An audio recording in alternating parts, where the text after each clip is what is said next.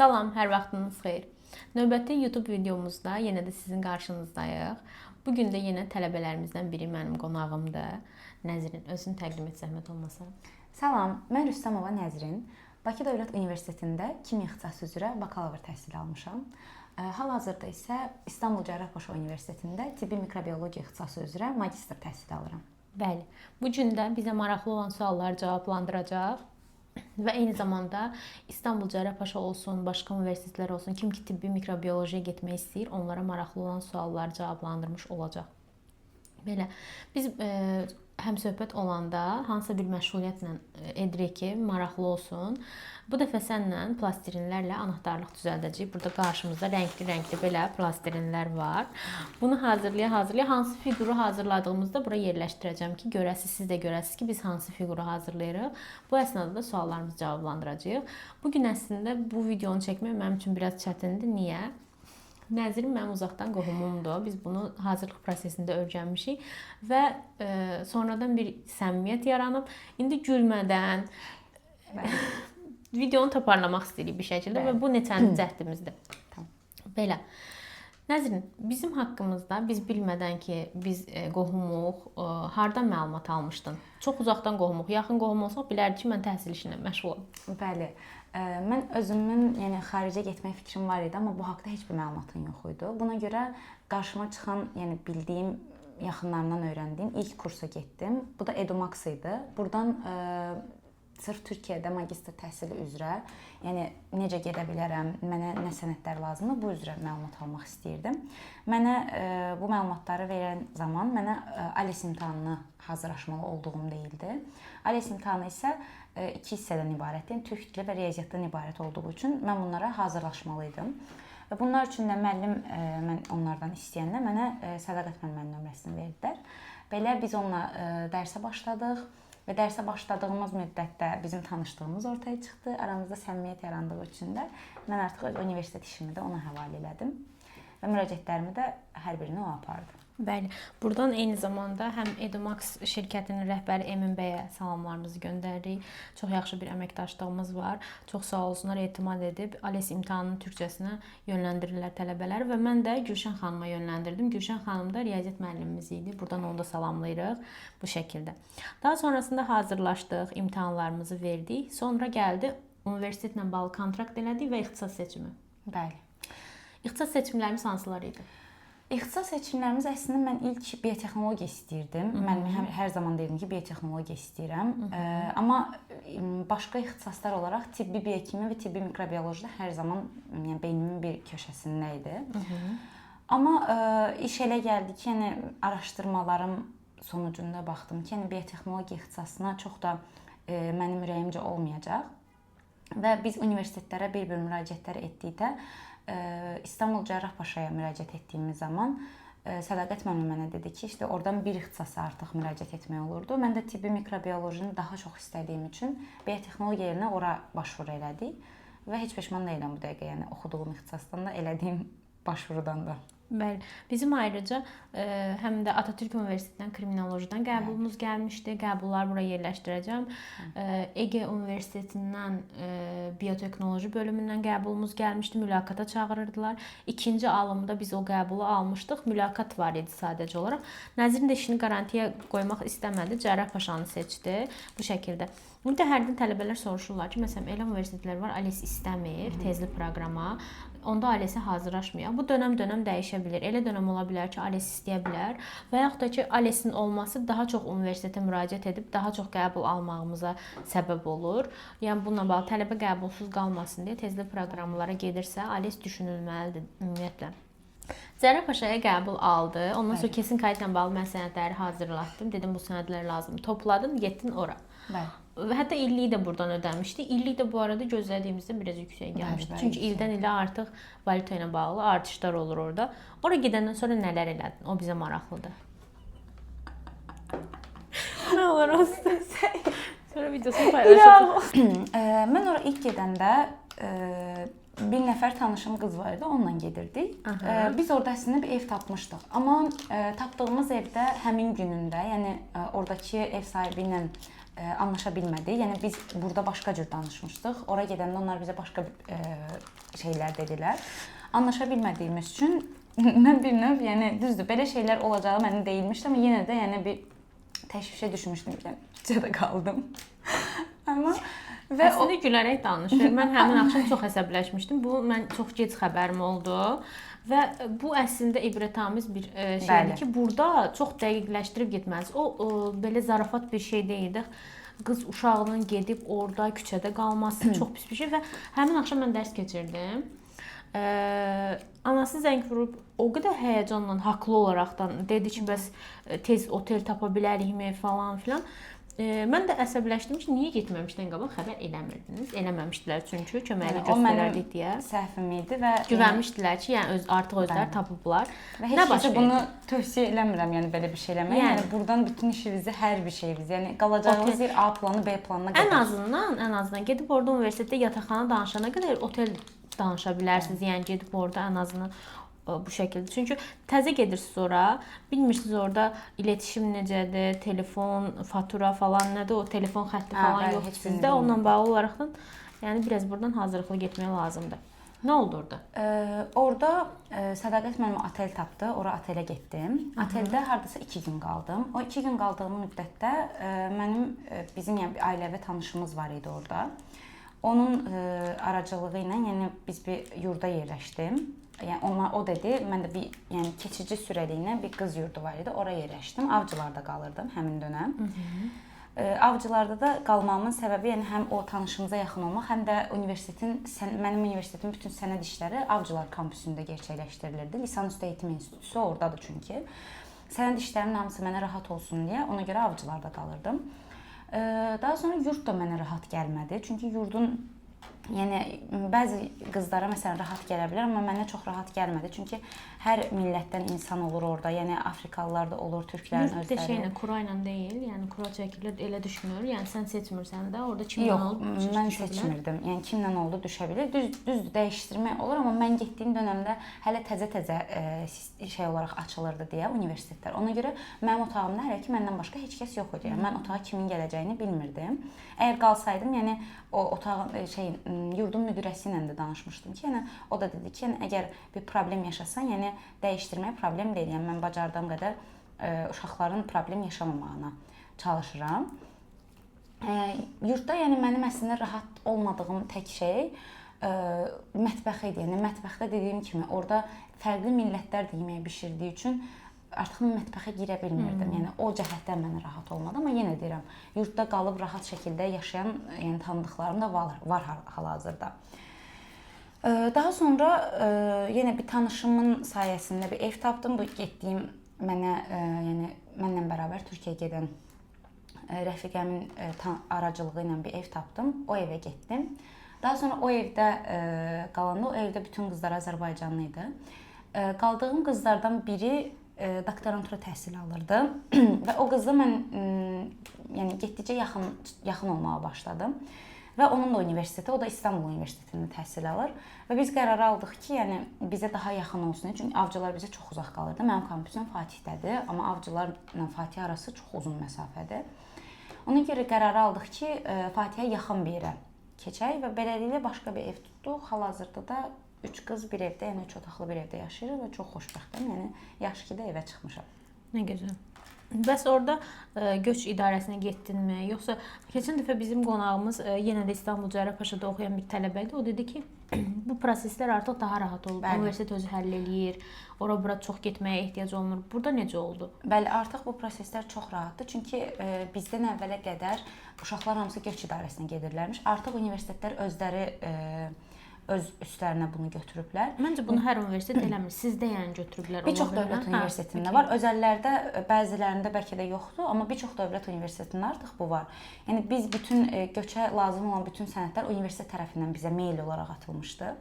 Bu maildə biz bütün sənədləri hazırlayandan sonra bu sənədləri tam bir şəkildə universitetə təqdim elədik. Onlar özləri göç idarəsinə bunu verirlər və mənə hardasa bir həftə içində yanıt gəldi və daha sonra 10-15 gün ərzində də artıq oturum kartım gəlmişdi.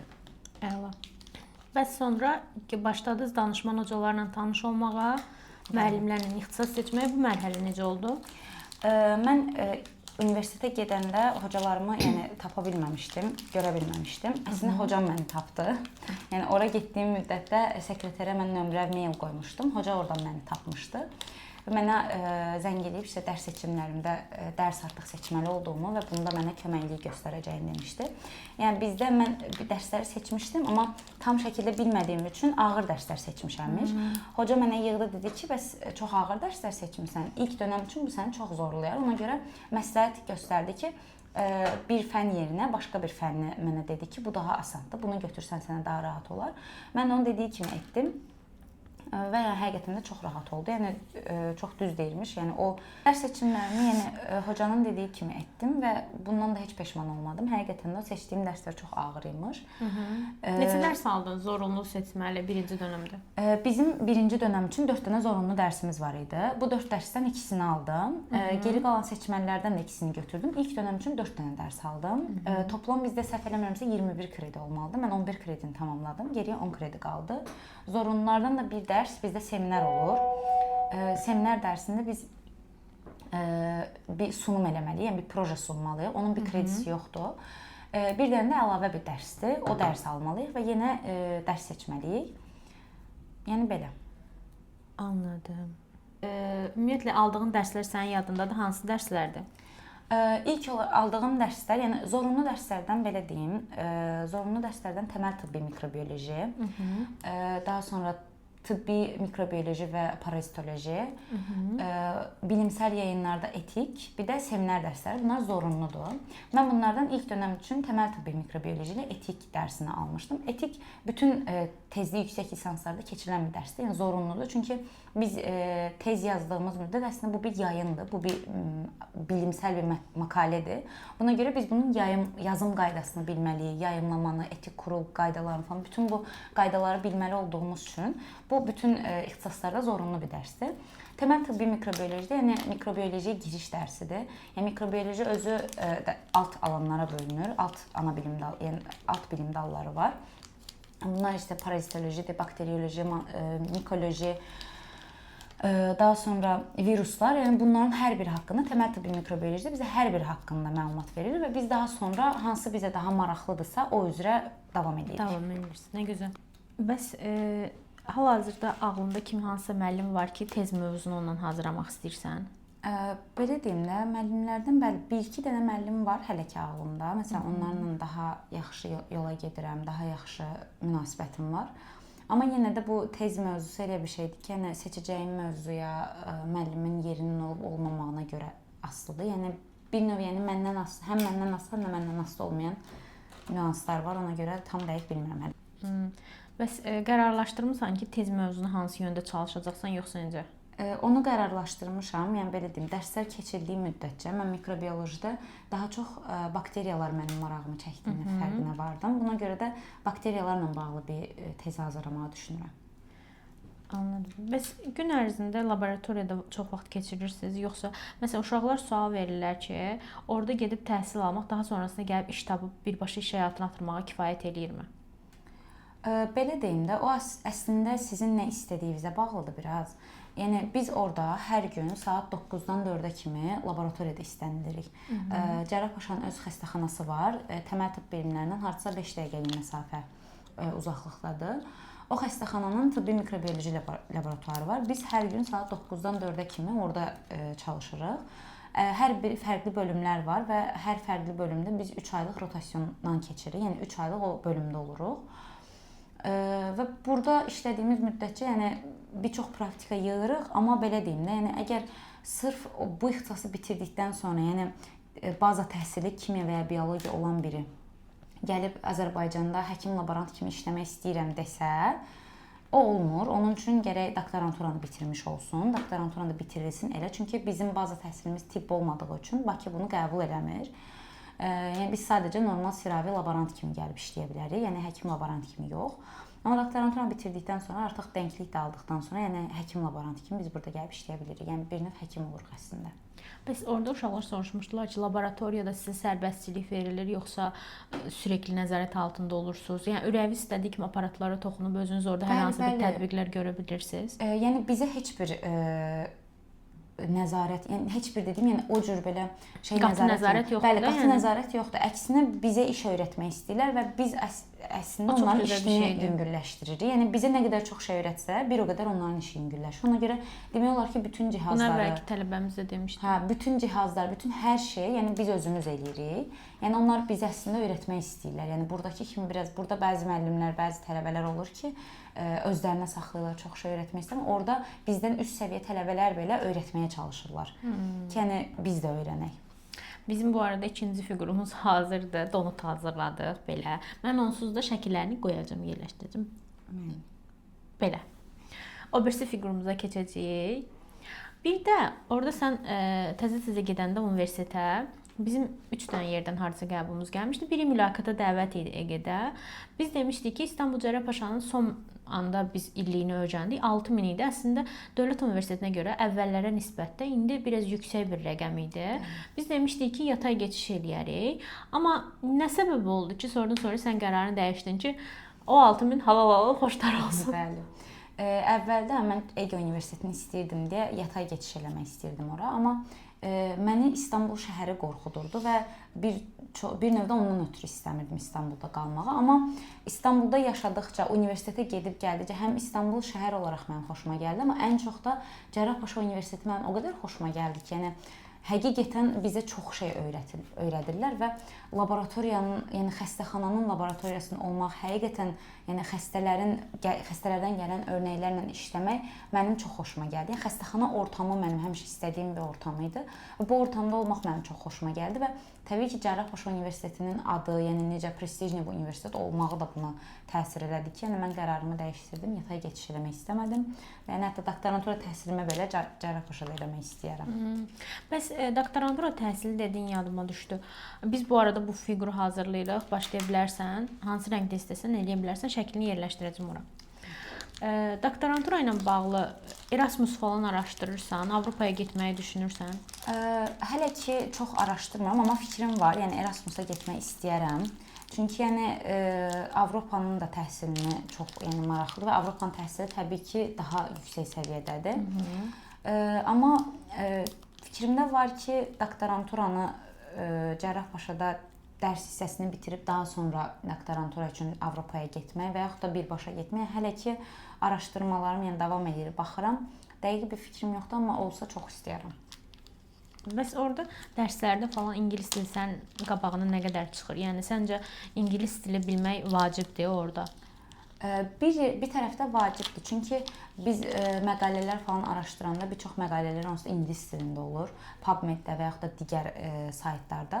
Orada ingilis dilində təqdim olunduğu üçün biz əslində ingilis dilini bilmək o cəhətdən yaxşıdır. Amma heç bilmədən də yəni oxumaq olurmu? Olur, çünki mən türk dilində təhsil alıram. Amma ingilis dili bilməyim mənim üçün təbii ki avantajdır ki, orada bir çox terminləri falan yəni daha rahat başa düşürəm, daha rahat anlayıram. Bəs orada ümumiyyətlə deyirlər ki, İstanbul bahalı şəhərdir, bir çox tələbə artıq getmək istəmir. Sən nə düşünürsən bu barədə, xərclər barədə? O barədə bəli, haqlıdırlar. İstanbul həqiqətən də bahalı şəhərdir. Yəni kozmopolit bir şəhər olduğu üçün çox bahalıdır, turistik bir yerdir. Buna görə yəni normal, məsələn mən Ankarada da olmuşam. Ankarada olan qiymətlərlə İstanbulda olan qiymətlərdə fərqlər var. Adicə yəni ən təməl primitiv bir şey deyim. Ankarada da hava limanına aparan avtobuslar var. Türkiyədə də. Türkiyədə bir nəfər 30 manat aparılırsa, Ankarada bir nəfər 8 manat aparılır. Yəni bu qədər fərq olur. Bəs ulaşım vasitəsi olaraq ən çox nə istifadə edirsən? Ulaşım vasitəsi olaraq mənim evim tramvaya yaxın olduğu üçün mən tramvayla dərsə gedirəm. Yəni rahatdır. Rahatdır. Çox rahatdır. Yəni həm çox tez gedirəm, yəni heç bir probka falan olmadığı üçün hardasa 40 dəqiqəyə universitetə çatıram. Anladım. Onda universitetdən bir xeyli uzaqda qalırsan, yox? Hardasa. Harda qalırsan? Bayrampaşada qalıram hal-hazırda. Amma yəni kampüsün hardadır? Kampüsün Fatihdə. Hal-hazırda oxuduğun ixtisasın potensialı barədə biraz danışmağını istəyərəm. Hal-hazırda məncə ixtisasın potensialı var, çünki yəni bizdə yaxşı mikrobioloqlar düzdür var, amma o qədər də çox deyil. Yəni tələb görəndir məncə. Yəni Və belə bir şey də var ki, bizim ölkədə yəni olaraq, yəni xaricdən təhsil almış tələbələrə daha çox üstünlük. O beyin göçü olaraqdan çox azdır yəqin ki. Xaricdən tələbələrə daha çox üstünlük verilir gələnlərə. Ona görə də yəni bir tərəfdən əslində məncə çox yaxşıdır. Yəni bizim xaricdə bitirib bura gəlməyimiz. Yəni biz artıq burada oxuyub bitirmiş uşaqlardan bir addım öndə oluruq. O cəhətdən iş tapmaq əslində digər uşaqlara görə bizim üçün daha rahat olar. Bir də belə bir məsələ var idi. Sən təzə-təzə gedəndə orada hocalarının hansı demişdi ki, nəcəb kimyadan qəbul veriblər. O mənə məsələ idi, onu da denən. Normalda mənim ixtisasıma düzdür, qəbul şərtlərində yazılmışdı ki, biologiyadan, kimyadan, yəni kimya ixtisasından alım elədikləri yazılmışdı. Amma mən ora gedəndə mənlə bərabər qəbul olmuş uşaqların bir çoxu ya biologiya ixtisası, ya molekulyar biologiya, genetika bitirmiş, ya da ki diyetisyenlər idi. Amma kimyadan məndən başqa heç kəs qəbul olmamışdı, ya qəbul almamışdı. Onu dərslərə biz birinci səfər dərslərə gedəndə bütün hocalar bizdən lisanslarımızı soruşur, hansı lisansı bitirdiyimizi. Məndən soruşanda mən kimya deyəndə hocamın biri dedi ki, yəni kürsüdə olan hocalardan idi, hansı ki bizi qəbul prosesində iştirak edən. Onda dedi ki, nə əcəb biz səni də qəbul eləmişik. Çünki biz normalda kimya ixtisasından alım eləmirik. Mən də dedim ki, hocam, yəni bəlkə ortalamam, bəlkə transkript, yəni bilmirəm nəyəsə görə, ya da niyyət məktubu, ya bilmirəm, hər nədənsə dedim, artıq qəbul almışam və yəni oxuyuram. O da dedi ki, normalda yəni eləmirik, amma demək ki olurmuş. Bəs orada sənin işinin ən sevdiyin yönü hansıdır? İşimin ən sevdiyim yönü əslində yəni mən uşaq vaxtından həkimliyi çox sevmişəm, amma insanlarla olan mənim iletişimim çox vaxt yaxşı olmayıb. Ona görə əslində bir növ özümə uyğun bir ixtisas olub. Yəni işimin sevdiyim tərəfi də odur ki, insanlara yardım edirəm, amma görsənmirəm. Yəni bu ön planda deyiləm. Mən onu heç vaxt istəməmişəm. Və bu səbəbdən əslində bizim sahə biraz geri planda qalır. Yəni daha çox həkimlik deyəndə digər tip həkimlər nəzərdə tutulur, hansı ki cərrahlar, yəni xəstəxanada klinisyen olaraq işləyənlər. Amma əslində bizim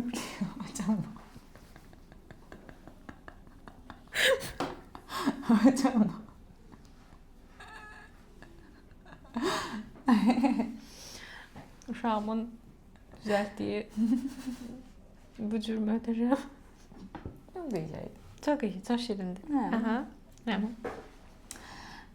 Və bizim tip həkimlər çox dəyər görmür, amma əslində bizim tip həkimlər olmasa digər həkimlər bir çox xəstəlikdə, yəni bir çox şey eləyə bilməz. Çünki biz əslində onlara Burada sağlık konuşuyoruz. Gözüm qabağını çək. Burada sağlık konuşuyoruz. Affedersin, buyur. Yəni digər tip həkimlər qədər də əslində biz də bir çox işlər görürük. Yəni digər həkimlərin xəstəliklərlə bağlı qərar verməyində bizim elədiyimiz analizlər və onların cavabları çox böyük rol oynayırlar. Bəli. Əslində mən həmişə demişəm ki, burada məsələn tələbələrin əyani bir formada orada təcrübə qazanması, görməsi, orada praktik yığması və bura gəlib onu tətbiq etməsi bu tələbələr üçün böyük üstünlükdür və sizə burada həmişə ehtiyac var bu şəkildə. Bəs gedəcək olan tələbələrə nə məsləhət verirsən? Bu bölümə getsinlərmi? Yəni əgər maraqları varsa getsinlər. Yəni belə deyim, bu bölüm çox qəşəng bir bölümdür. Yəni tip sahəsi istəyən, xarakteri mənim kimi olan birilərə əgər varsa, tip sahəsini istəyirsə, tam onların gedə biləcəyi bir bölümdür. Amma tək bir şey var, yəni tip çətin bir ixtisasdır, hər bir sahəsi çətindir. Yəni bunu həqiqətən sevərək və istəyərək gedənlər gedib orada oxuya bilər. Çünki bu ixtisası yəni valideynim istədi və yaxud da kimsə istədi, kiməsə görə gediləcək bir ixtisas deyil. İnsan həqiqətən özü istəyirsə, özü gedib oxuya biləcəyi bir ixtisas. Çünki burada çətinliklər də çox çıxır, dərslərin heç biri asan deyil, çətin dərslərdir. Laboratoriyada da işləmək çətindir. Yəni maraqlıdır bəli, amma səhvə yol verilməməlidir. Yəni çünki bizim eləyəcəyimiz bir səhv xəstənin həyatı deməkdir. Yəni orada hər hansı bir analizdə biz bir şeyi səhv çıxartsaq və yaxud da gözdən qaçırsaq, xəstə ölə bilər. Yəni bir çox xəstələr də zaten gələnlər, yəni komada olanlar, yoğun bakımda olan xəstələrdən gələn örnəklərdir. Buna görə çox dəqiqliklə və titizliklə işləməliyik. Buna görə də bu işdə işləyən insanların da bu sahəyə böyük maraqları olmalıdır deyə düşünürəm. Bəs olmasaydı tibbi mikrobiologiya, başqa hansı bölümə getmək istəyərdin? Başqa tibbi biokimiyaya getmək istərdim. Çünki tibbi biokimiya da əslində mikrobiolojiyaya oxşayan bir ixtisasdır. Mikrobiologidə insanlara təsir edən etkenlər araşdırılırsa, biokimiyada da insandakı örnəklərdə olan biokimyəvi maddələr araşdırılır. Yəni bir növ eyni ixtisasdır, yəni oxşar ixtisaslardır. Ona görə tibbi biokimiyanı seçərdim deyə düşünürəm. Doktoranturada hansı alanı davam elətdirəcəksən? Doktoranturada da elə tibbi mikrobiologiya alanında ixtisaslaşmağı düşünürəm. Yəni burada sırf alt dallarından birində ixtisaslaşacağımı düşünürəm. Bəs kimyadan tibbi mikrobiolojiyaya getmək çətin idi? Yəni təməlin kimya olması çətindir ya avantajdır? Məncə çətinlikdir. Çünki kimyadan demək olar biz orada heç nə keçmirik. Biologiya təməlli bir şeylər keçir və mən orada sıfırdan öyrənirəm və mənə hər bir hoca dərs keçəndə digər uşaqlar biologiya təməlli olduqları üçün mənə sən daha çox oxumalısan, sənin üçün biraz çətin olacaq deyirlər və mən bunun özüm də fərqindəyəm. Yəni mənim sadəcə orta məktəb biologiyam var, amma onların lisans biologiyaları da var. Bəlkə də müəllimin ona görə deyib ki, bəli, sən nə əcəb almışıq da, yəni sənə çətin olacaq o bölümdən alım etmişik. Bəli, amma yenə də mən məktəb vaxtı biologiyanı çox sevmişəm və hələ də yəni yadımdadır, hələ də mənə yəni rahat da oxumaq, yəni dərsləri yenə deyirəm, öz marağım da olduğu üçün çətin də olsa mənə yenə də maraqlı gəlir deyə asan gəlir gözümə. Anladım. Desəməz bahar dönəmindən danış eləməyim. Hocam bahar dönəmi bir şey deyim də kəsərsiniz. Bahar dönəminin aksisdə 0 TL göstərir. Dünəndən ona deyirəm ki, acaba kim ödəmir? Acaba ödəməyəcəmmi? Yenilənəcək, narahat olma. Universitetdəki mən qıyak eləyib dedim, amma nəsə. Ürəyimdə qaldı. Universitetin illiyi nə qədərdir? Universitetimin illiyi hal-hazırda $3500'dır. Hal-hazırda. Bəli, təzə girəndə 6000 eləyir, yoxsa daha çox? Təzə girəndə də elə $3500 idi. Hal-hazırda dönəmsəl olaraq hardasa 6000 manat idi. Dönəmsəl $1750 ödəyirəm. Nə qədər gözəl bir fiyat. Əslində tələbələr normalda ilkin olaraq illiyi eşidəndə biraz qorxa bilirlər. Yəni yüksək gələ bilir, amma dönəm ödəyəndə bilirsən nəyə görə dəyir? Çünki adı da var və universitetdə də şeydə universitetin içində təhsil də yəni çox yaxşıdır və belə bir şey də var ki, dəydiyini. Əslində verdiyimiz bütün, yəni bu illik məncə dəyir. Çünki həm universitetin içində verilən təhsil çox yaxşıdır. Həm praktik yönündən, həm nəzəri yöndən bizə çox donanımlı bir təhsil verilir. Hocalar çox yaxşıdırlar, çox savadlıdır. Yəni alanlarında bəlkə də Türkiyənin ən yaxşı hocalarıdılar məncə. Və həm də ki, Cərrahpaşa Universitetinin adı və prestijli olduğu üçün doktorantura üçün məsələn xaricə çıxmaq istəyən tələbələrə bu çox böyük bir avantajdır. Yəni Cərrahpaşa məzunu olmaq bir çox universitetdə əslində qapı açır. Yəni buna görə məncə bu verilən pula dəyir. Çox gözəl. Nəzrin, yadındadır TSE-yə hazırlaşanda şəkil çəkdirməmişdin. Ləman adında bir tələbəmiz var idi. Hə. Çəkmişdin. Mənim hal-hazırda da universitetin tələbə biletimdə olan şəklim o şəklimdir. Çox gözəl. Baxın, demişdim şəkil gətir. Gətirməmişdi. Və sistemə yükləmək lazım idi o şəkli. Bir dənə yoldaşımız var idi, o da hazırlaşırdı. Alisa hazırlaşırdı, səhv eləmirəmsə, ya da TSE hazırlaşırdı. TSE hazırlaşırdı bizdən. Dedi ki, mən həll edəcəm hocam. Bunu dayadı divara, bəyaz bir divarın fonunda şəklini çəkdi, montajladı, göndərdi ki, buyurun hocam, nəyə istəyirsiniz? Mən çəkdim, həll elədim. Tələbə biletində də hal-hazırda o şəkildə. Təbrik edirəm. Son olaraqdan hazırladığımız fiqurları göstərəcəm video olaraq. Niyə gülür? Çünki ilk fiqurumuz çox qəşəng alınıb. Fiqurumuzu verin. Figurlarımız çox qəşəng alındı. Mən əslində hocama əl qabiliyyətimin yaxşı olmadığını dedim, amma o yenə də mənə güvəndi, dedi ki, eləyərsən və o mənə ürək dirək verir. Çox qəşəng. Bunların hamısını videoda yerləşdirdim. Biz əslində bu videoda çox güldük bunları hazırlayanda. Çünki adam odaklana bilmir. Danışım yoxsa onun əlində hazırladığı o fiqurlara baxım bu şəkildə, amma dəvətimi qəbul edib gəldiyin üçün çox sağ ol. Gələn kimi mənə ziyarətə gəldiyin üçün çox sağ ol. Son olaraqdan izləyicilərimizə nə demək istəyirsən? Son olaraqdan, yəni bu iş məsuliyyətli bir işdir. Yəni çünki verəcəyiniz hər bir qərar sizin həyatınıza təsir edir. Ona görə də ixtisas seçimində də bu işi görəcək insanı da seçmək çox önəmlidir və yəni bu hər birini seçdiyiniz zaman çox diqqətli olun. Çünki yenə deyirəm, verəcəyiniz bütün qərarlar sizin bütün həyatınıza təsir edəcək. Bəli. Eyni zamanda bizim videolarımızı dəstəkləyən hər kəsə təşəkkür edirəm.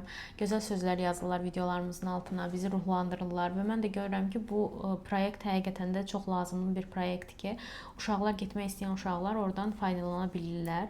Hal-hazırda ALIS-ə hazırlaşanlar maraqla izləyirlər bu videoları bu şəkildə.